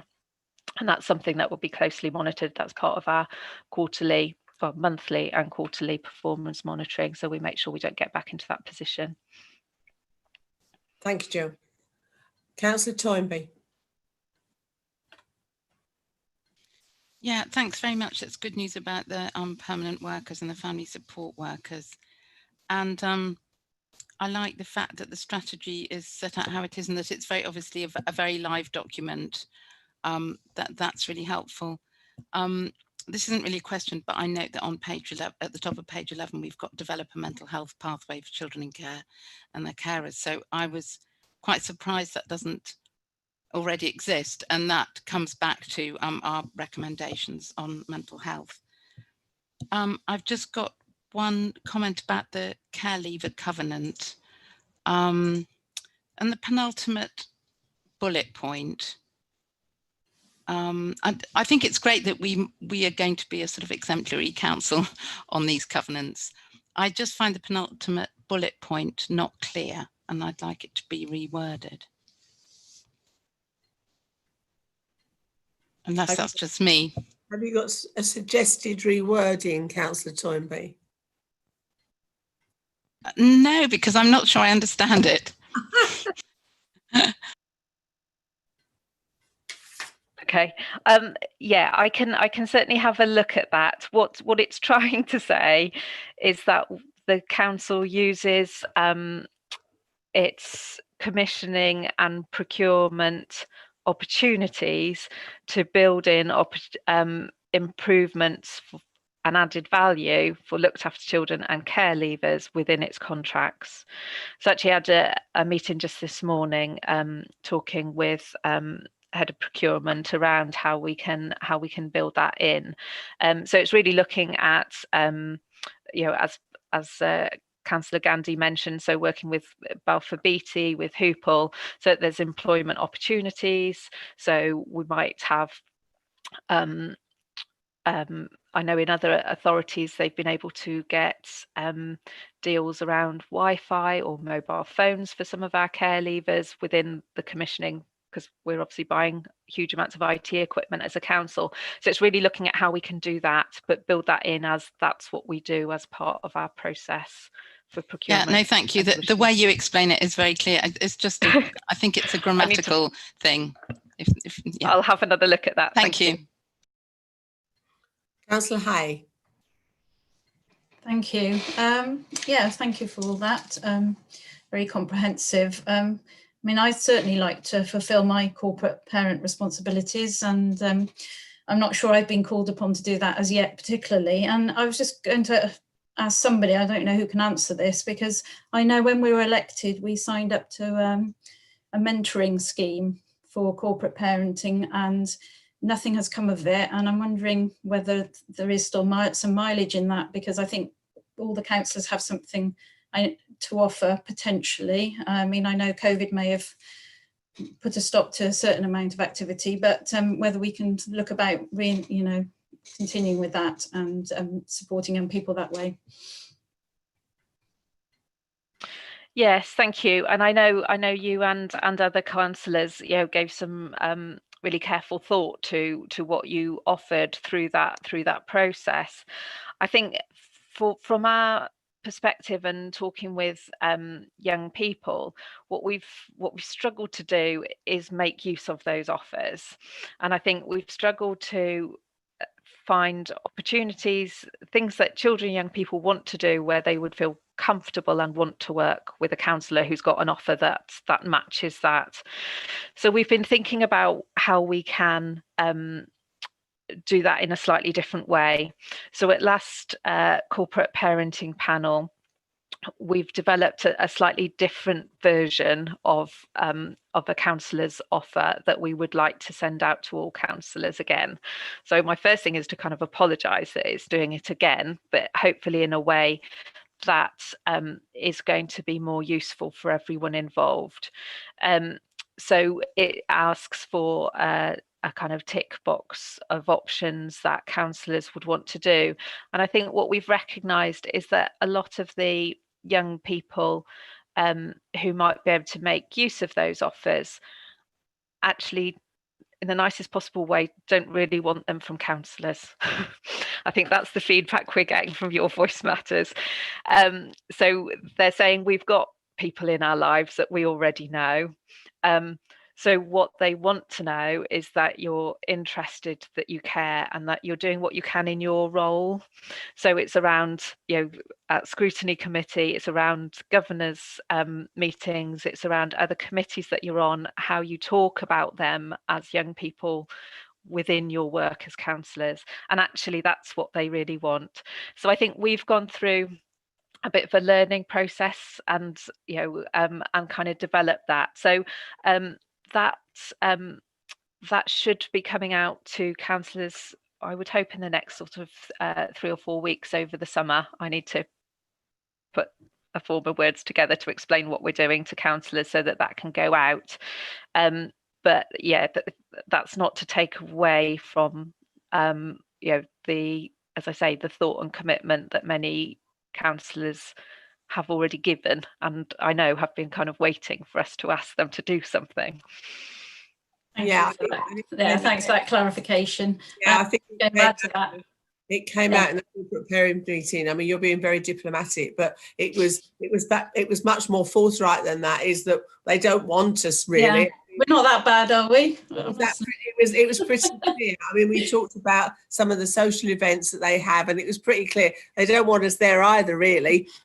What they were basically saying, and I have some sympathy and understanding, is what they want us to do as counsellors is in every decision we take to consider them when we're making that decision and what effect that decision may have upon them, and what we can do to improve that decision to make life better for them. And that's what they felt our role was. It was not about mentoring. It was not about turning up at social events where they are at. It was about actually working in our role as a counsellor to ensure that every decision we took account of them. And I would echo that, the chair, and yeah, because your offer hasn't been taken up is in no way a reflection on councillors actually, but yeah, it illustrates something we've tried, and we haven't, and it's good to try. We do try things that don't work, and that's you know, that's not necessarily a bad thing. You know, trying different ideas and seeing how we can, you know, match skills. That's something we've tried and we've not been able to do that. I apologise that we haven't communicated that as clearly and quickly as enough as we could have done in retrospect, I think. But I think Councillor Gandy, the chair's point is absolutely central, that in all that you do, you know, both as a town councillor but also as a Herefordshire council councillor, if you can have in your mind in any decision or work that you're doing, how will this benefit children who are looked after, who have care experience? And it could be something quite left field, but you know, planning applications or community work or community developments. But just to have that now in your minds and to be able to say, have we considered our looked after children and care leavers? Could this benefit them? That would be immensely powerful, I think. And I think another way we can help is by signposting our services to other organisations, because I've heard about the recently a scheme that the co-working space in Hereford, Mark Stevenson, he runs that, and he's been talking about starting a sort of apprenticeship scheme for young people in terms of it encouraging innovation, and so that sounds like a really exciting scheme and something that we could potentially join up with him in the future to signpost young people to that, and obviously that's how they will also benefit.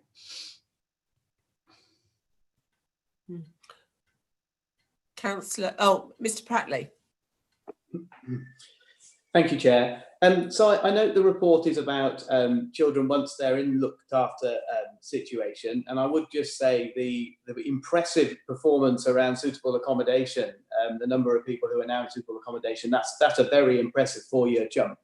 But the stat that we've not talked about at all is the bit before they become into care. And I do wonder whether, you know, it is quite stark, the proportion of people in Herefordshire who are coming into care, both against local trends and national trends. And the trajectory of the trend is quite a lot steeper than everybody else. And we've talked not at all about preventing people getting into care in the first place. I accept it may not be for this strategy, but I just think it's a really important point. We need to know, why is that happening? And is there more that we can be doing about it? Does head officers want to speak on that? Yeah, I can respond. That's fine. Yes, as you rightly point out, our numbers of children in care is massively higher than our statistical neighbours. What we know is that has the contributors to that have been both in terms of the numbers coming into care and also the numbers leaving care. So we've had too many coming in and not enough leaving. We are getting in a much better position on that. So we have seen in the last financial year, the numbers of children coming into care has reduced. We are more in line with statistical neighbours on that. I think there is room for it to further reduce. We have a new educare team, which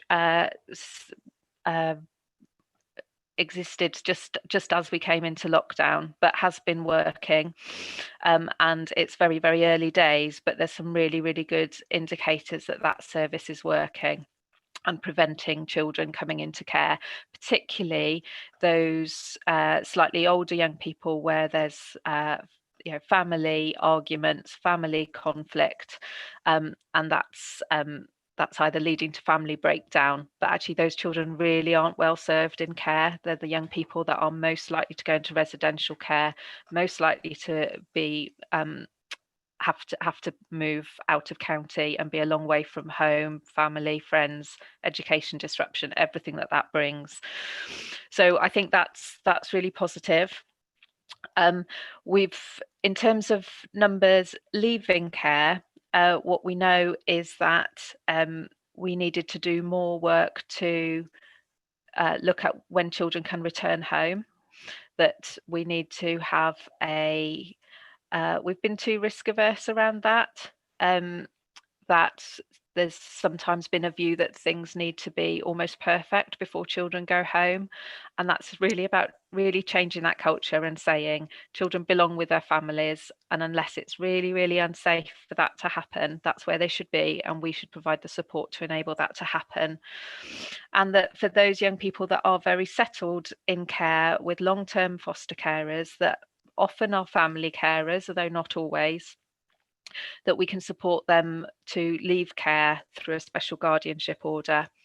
So we've been successful in making a lot of those applications. I looked at this morning. We have currently 36 applications in court for either special guardianship order or discharge of the care order because children have returned home to live with their parents. Because of the COVID situation, the court now has a bit of a backlog, but those applications will be dealt with in the coming months, and we would expect those orders to be granted. It would be unexpected if they're not. So there's more applications to make in the coming months, but we're seeing a kind of flow through of those. In addition, the Educare team is also working to support children who can return home. So it's not only about preventing them coming in, it's about supporting those to return. And they've already started working with children and families to that end. So we do have, I think, about another 20 children who are placed with their parents at the moment. So though they're still looked after, they're living at home with their parents. And again, it's about us keeping that momentum going so that we support it, we have an end to the plan, we make an application back to court for discharge of that care order.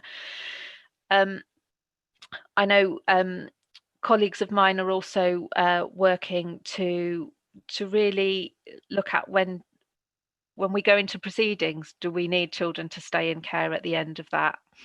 So again, that's really looking for, are there family arrangements that would safely care for children if they can't return home?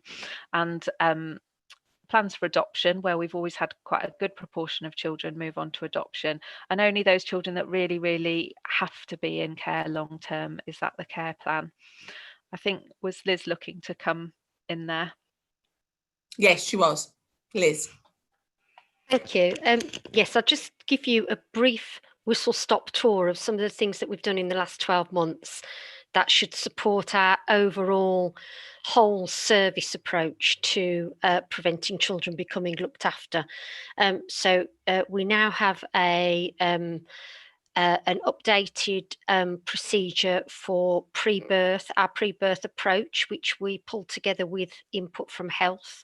So we knew we had a lot of cases where women were pregnant and who had children before who had been removed, and our policy and approach to that group of women wasn't probably as good as it could be. So we now intervene at a much earlier stage and try and work with and support and assess, so that if we can keep mother and child together, or the child within that family, we do. We've reconfigured our family support service. So the family support service, 9 of the family support workers who used to be sat in the court and CP section of the service have now been relocated to sit with the assessment service. So we can put family support into families at the earliest opportunity. We now keep all the child in need work as much as we can in the assessment service. So that's to work along the methodology of intervening at the lowest level of intervention as much as possible to help families bring about change. We've invested a lot of extra resource into the early help and family support team, and come September we will have an early help hub working alongside MASH. So those families that need early help, those cases will go straight to the early help hub. We've also just updated and reviewed our domestic abuse hub, which now sits with the Safeguarding Partnership, but that's a multi-agency approach to intervening with families where there's incidents of domestic abuse, lower level domestic abuse instances as early as possible.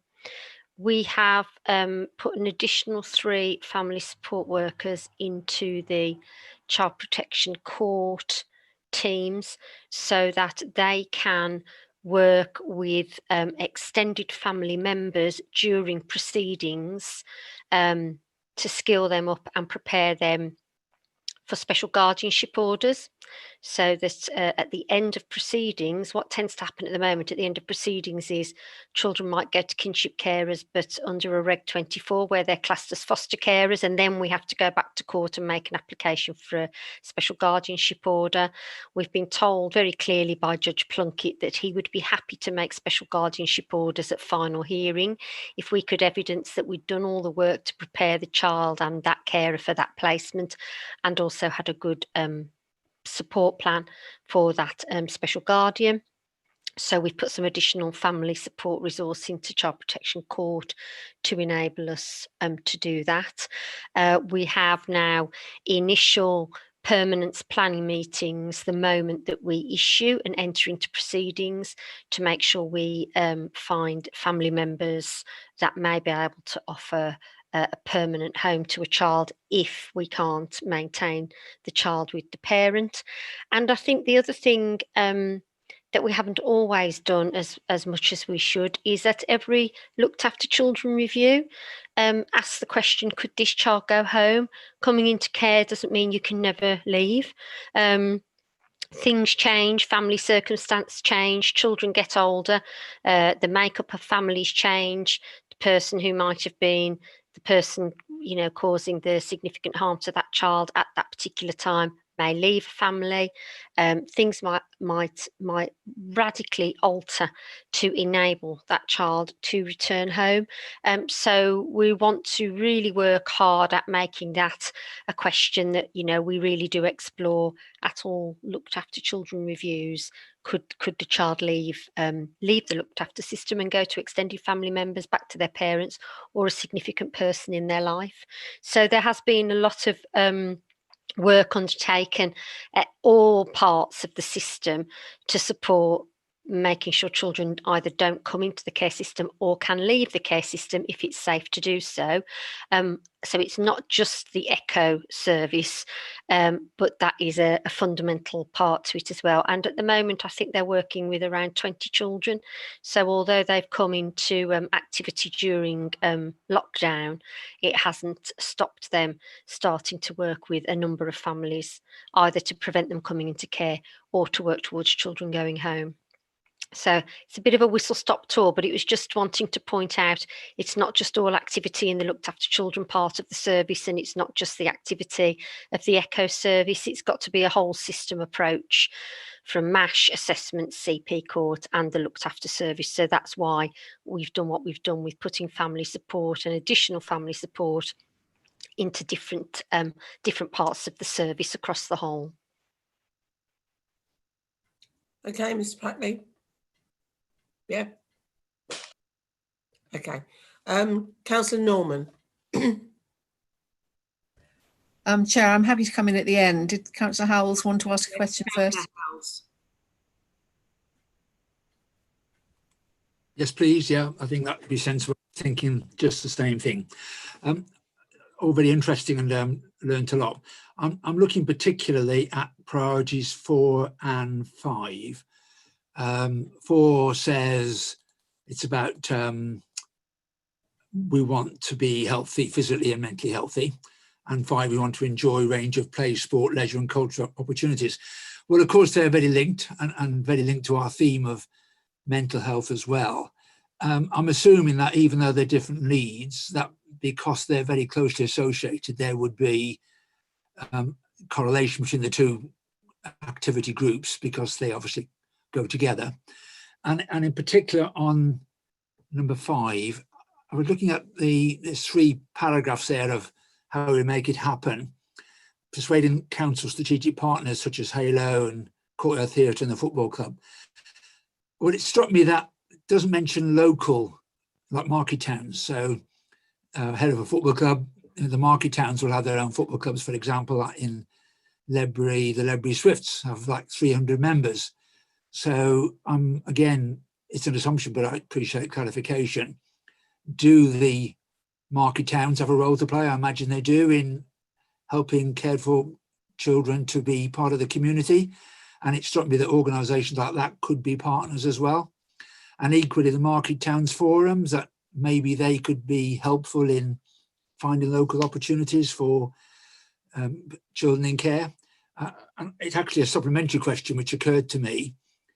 I don't know what the spread is of how they're spread throughout Herefordshire, whether most of these are actually in Hereford City. I'm imagining there must be quite a few in local communities as well, in which case my points will be particularly valid. And it also struck me like local youth centres, local community hubs could be perhaps involved as well. And on the last point about hold annual sporting event for young people, well, there is actually a youth games held in June each year, which I gather Herefordshire is one of the few that still has that as a legacy from the Olympic Games. And I went to it last year and it was absolutely brilliant. It wasn't like conventional games running around the track, etc. It was just activities where people could join in at whatever level and capability they could be equipped to do. And that struck me. You say there's one going to be held. Couldn't that existing event be held for this idea? A few points there, but we'd appreciate some comment on them. Thank you. Yeah, thank you. Yeah, really helpful comments. I think so. All the priorities interlink to a certain extent. So yes, in terms of working together, yes, that's absolutely will happen. I think you make a really good point about the involvement of the market towns and all of the communities within Herefordshire. As you kind of are guessing, our children do live right across the county. They live with fostering families for the most part, and they live right across the county. So I think, those particular organisations are included as examples, but you're absolutely right that we need to make sure that that's a whole community effort. And I think probably what we need to ensure, I hadn't heard of the youth games that you just mentioned there, which sound brilliant. And I think it's about making sure that every all our fostering families, all the professionals that are involved in supporting our children and young people know what is going on in all of the communities, and so that we make sure that all of our children and young people have know what opportunities are available for them, as well as then working with those organisations to say, well, what else can you do to encourage or support children in care experienced young people to join those activities and groups and feel part of their community. That's absolutely what we want. That's great. Yeah, I think it would be good to emphasize that local communities could get involved then in that section when it talks about partners. It looks a bit city centric, so I think it'd be good to add the idea that local communities can be involved. And the youth games, it was brilliant, and actually there were some special education needs children there, as well as people who didn't need special education needs, and the fact they mixed, and the range of activities, like I said, suited all abilities. Some were highly skilled, some were just running around and throwing things, and it was just super. It would strike me as being an ideal type of event that you could incorporate into this objective. So thanks a lot for that, and maybe could be reflected again in that point that there may already be an existing games that could be used. Thanks, Gillian. Before I call Liz, I mean, I've attended the youth games. I think and I suspect some of our looked after children do. It depends on which schools take the decision to participate, and not all schools do.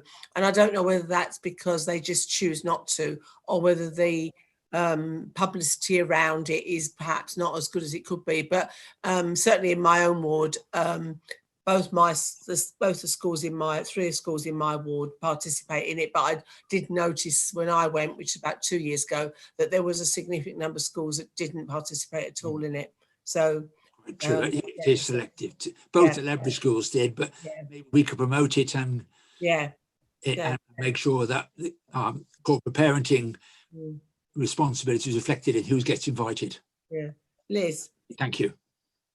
Yes, if I could, I just wanted also just to assure people that because I do recall when we were having the conversations about us joining the ACE adoption, regional adoption agency.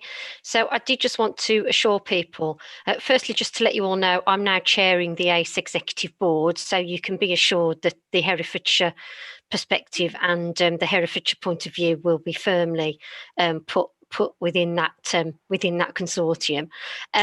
But it was just to assure you that I am of the opinion that that's brought a number of benefits, and that actually I hope to be able to show you over the coming months that our performance, where we do have to go down a route of adoption, we have built a very strong, I would suggest, relationship with ACE. And we are finding that they have the skills and the expertise in recruiting adopters. They support them very well, and they are assisting us greatly in being able to place children in a timely manner where that's the plan approved by the court. So I just wanted to assure people that that was also working well. Thank you. Why am I not surprised, Liz, that you are now the chair? Right, Councillor Norman. Thank you very much. Well, as ever, a lot of excellent questions have brought out a whole lot more and expanded, if you like, the report and some of the background to it. I think we all know where we are. We want our children, our looked after children, to have positive outcomes. We want them to have every opportunity as our own children would, and that is where we're coming from. But we also recognise that they have had difficult and traumatic backgrounds in many instances, and that is partly why it's so very important that we listen to them, that we have take every opportunity to listen to their views and their comments and respond to those. I think that is absolutely vital. Couple of things to mention. I think, Chair, you raised the idea of a champion. This has been around for a while. We are very keen. The idea is particularly that we have someone who will particularly champion the 16 plus group, if you like. As far as I know, we are nearly there. I think John Coleman will be able to sort of finish this off for us fairly shortly. I gather we have at least 2 people who've stepped up. And I hope we can get this off the ground as soon as possible.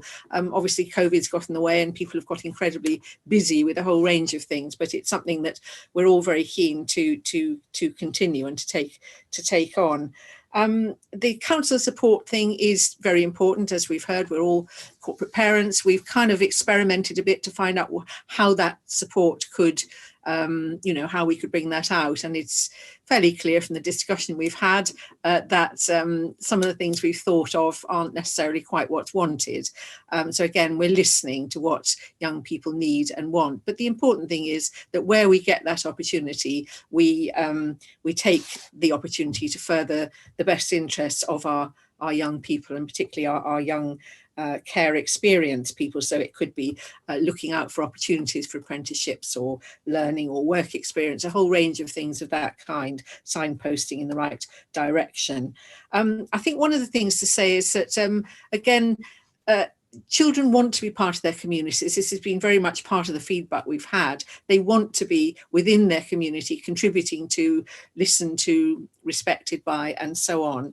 And that, to some extent, means absolutely minimising the restrictions there might be on that. And I think in the past, the care and the responsibility that we carry for their well-being has occasionally meant that children have felt that they're not necessarily given the opportunities that children within their own families are given. And I think we're kind of resolving that and trying to minimise those sort of restrictions, which is very, very important. And just to finally say, I think we've also recognised that we have to work with our partners in this, the Corporate Parenting Board, and I'm delighted that so many of you came along, by the way. It was great to have some extra people coming along and finding out what we talk about, what we do, what our responsibilities are. And I do hope you'll feel that you can come again, maybe not every time, but, from time to time at the very least, to see what the board is doing and what issues come up. But just to say that, yes, we have a range of partners who are on the board and who we work with, whether it's health or education or whatever it might be, and that they as well need to be looking at the opportunities. And lastly, I think we've also now got the picture and need to make sure that we carry through this business of having our young people in mind in every decision that we make, every part of the council's activities, that we have their well-being in mind, and that is that will influence the way we think and the way we contribute. I think those are most of the points I wanted to make. Yeah, I think that's it, Chair. Thank you very much. Thank you. Thank you, Councillor Norman. There are no more hands up. Matt, do we have some recommendations that have come out of this? I picked up on 3 recommendations there, Chair. One concerned the care leavers covenant, and it was to clarify wording in the procurement and commissioning bullet points in the care leavers covenant. And then there was a recommendation to consider the signposting of children in care and care leavers to local organisations offering apprenticeship opportunities. And then there was to consider the inclusion of market towns, the involvement of local communities, and the youth games under priority 5 of the corporate parenting strategy. Right, thank you, Matt. Does anybody on the committee have any other recommendations they would like included? Councillor Hay. No, I was just going to double check on the old on the apprenticeship issue. Are there any? Do the council actually offer apprenticeships directly at the moment, and if so, what sort of level? So we have had apprenticeships for older looked after children and care leavers. I think in the last year we've had 3 during the last financial year at different points. I think it is something that there was a discussion at management board a couple of weeks ago. So it's something that we recognise that those young people need quite a lot of support. And so we really need to look at how we can work with young people who apply for those apprenticeship opportunities to, one, make sure that they get the opportunity to have that job, but also that they can make a success of it. And I think the feedback and the experience of members of staff who have employed care leavers is that they'd probably underestimated how much support they needed. So I think that's an area that we need to take forward in terms of planning. What we do is I get advance notice of when apprenticeship opportunities are going to be advertised, so that we can let our 16+ team in particular know about those opportunities, and they can be talking to young people who may be interested and suitable for those posts. We know that in reality very few then apply, so we need to do more work to boost the confidence and the employability skills of our care leavers, as well as an organisation look at how we support those who make those first steps. So there's more for us to do, I think. But again, there's very much a will. I think there's a lot of goodwill. But yeah, we don't have huge numbers at the moment. Okay, so we've got 3 recommendations. I'll propose them. Do I have a seconder? Councillor Andrews. I'll now move to the vote. I will ask each committee member in turn if they're happy to agree the recommendations. Councillor Graham Andrews. Yeah, I can confirm, thank you. Councillor Paul Andrews. I agree, Chair. Councillor Kath Hay. I agree.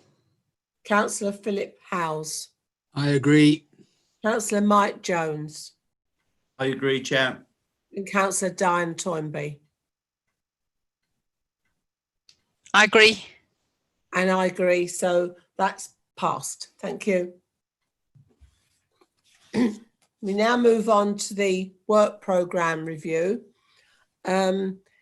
The committee is asked to review the work programme for 2021 attached to the agenda, and invite committee members and attending officers to comment on the work. There's also a tracker of recommendations is also attached as the appendix to the committee report. So are there any questions regarding the work programme? Matt, did you want to say anything?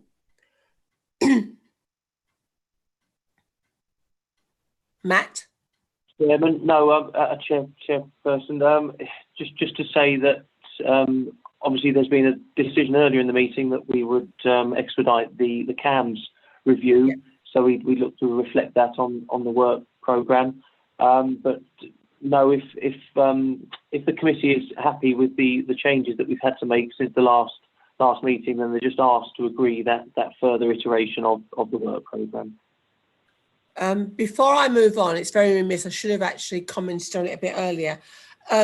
Councillor Toynbee had the opportunity to actually visit the supported accommodation that's recently opened, which we have discussed previously. I just wonder if she'd like to give an update. Oh, yes. Thank you. Thank you, Chair. I'll be very brief. Yes, so that was back at the end of June, I think, and Councillor Norman and Councillor Crockett also came along to the house in Widemarsh Street, which is for young adults who need a lot of support. We were impressed by the work that was going on, by what a nice house it was, by the fact that it was continuing despite COVID. We're very happy that it means that fewer young people will be going out of county. We thought it was I thought it was thoughtfully designed. It's a great location in the middle of town, and other services that the young people will be needing are very easily accessible and nearby. And also young people like being in town. So I believe that there are some young people already living there now, I think. Yep. And so that's great. And I hope that it'll help increase their confidence and their independence. And thanks to everybody for such a successful project. Thanks, Councillor Toynbee. Okay, I understand from a message I got that we want to, under this item, talk about the minutes. Councillor Candy, hopefully I can clarify. It was just a point to return to as part of the supplementary question. There was the query in the supplementary question about whether the explanation that you have now provided the committee could be added to the minutes, just to add that explanation to the minutes around the substantiated and unsubstantiated claims. I'm a little unclear. Are these to be added to the minutes for today's meeting? No, I believe the suggestion is that there is an amendment made to the last minutes that were agreed, and surely the minutes of the last meeting are a record of what was said at that meeting, and I didn't say it. Okay. So I would want to put it into this minutes because that's when I said it. Okay. My understanding is that minutes are a record of the decisions and the comments made at the meeting, and I didn't make those comments at that meeting. So with your permission, Chair, this is something perhaps we can take up with the monitoring officer to ensure that the appropriate explanation which you've given is attributed to the minutes for this meeting. I mean, you could argue, and I probably would, that I perhaps should have elaborated on my comments at the previous meeting, although it was very difficult because we were dealing with a difficult situation with a question and a response coming in quite late. And then we had a report which I did not want to be considered. So I didn't really want to go into a lot of detail. And you could say that perhaps the words I used, I might have chosen better words, but off the top of my head, they were the two words that came into my head, which I believed it gave an example, well, explain why I felt that I wanted the report to contain what I did.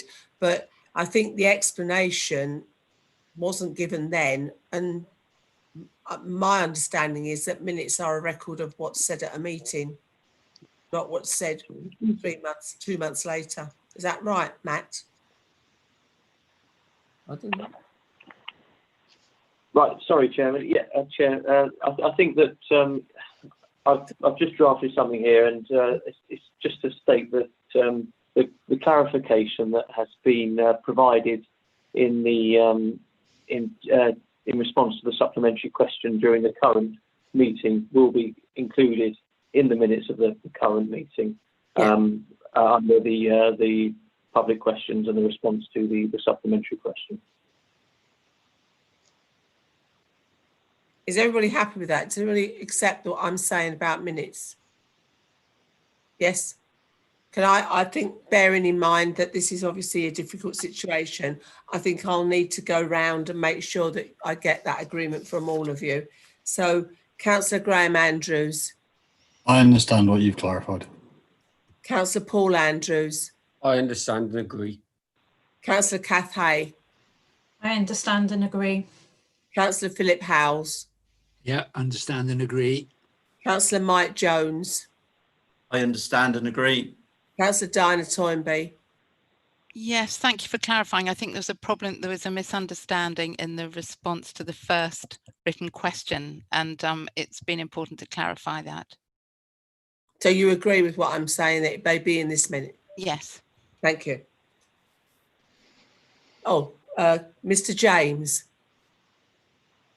Yes, I understand and agree. And Mr. Pratley. Yeah, happy, understand and agree. Thank you. Okay, we move on then, which is to, so are there any other questions on either the work programme or the tracker? I recognise that with the work programme, our next meeting, which is the 15th of September, is after the annual general meeting. So I presume that none of us know what will happen with regards to committee chairs, vice chairs and placements on committees.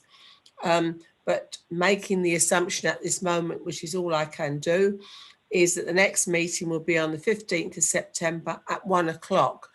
It would be helpful for some members who are looking to continue on this committee, if they could advise Matt, on whether the day, we are looking at altering the dates going forward anyway to be more in line with the performance challenge meetings, because we've got our meeting today and we've got a performance challenge tomorrow, which is going to bring probably more up-to-date figures, and I think we need to be the other way round.